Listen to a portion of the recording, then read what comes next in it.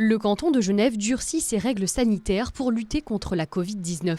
La nouveauté dans ce café-restaurant de Genève, ces petites fiches de renseignement que le restaurateur doit faire remplir au tablé de plus de 4 personnes. Il faut mettre la date, l'heure, le numéro de table, les gens avec qui la personne est, comme ça, et le numéro de téléphone aussi. Comme ça, en cas de contamination ou quoi que ce soit, on a un traçage des gens avec qui il était pour pouvoir les avertir et pouvoir faire des tests. Une obligation qui partage les Genevois.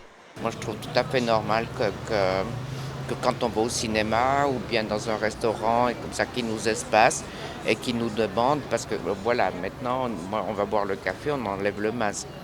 Mais on ne sait pas s'il y a quelqu'un tout proche qui est contaminé. C'est une indiscrétion. Si par exemple mon épouse n'aime pas que j'aille au bistrot, elle le sait. Depuis ce mardi 28 juillet, le port du masque est obligatoire pour tous dans les commerces. Ce coiffeur n'a pas attendu pour prendre les bons réflexes.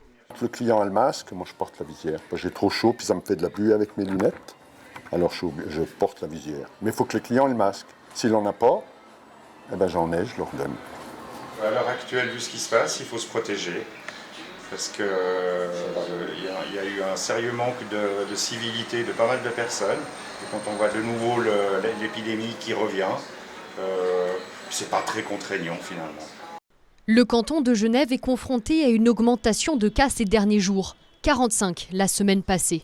Une situation qui préoccupe les pouvoirs publics. Si l'on reste à une trentaine de cas ou si on redescend à une trentaine de cas, c'est gérable, même en termes de traçage des contacts étroits. Par contre, si ça augmente ou si ça reste stagnant, les équipes qui doivent être mises en place pour faire ce traçage et ensuite le suivi des quarantaines, il ne suffit pas de dire aux gens de rester en quarantaine, il faut ensuite s'assurer qu'ils respectent bien ces injonctions, cela devient évidemment insupportable en termes d'effectifs humains.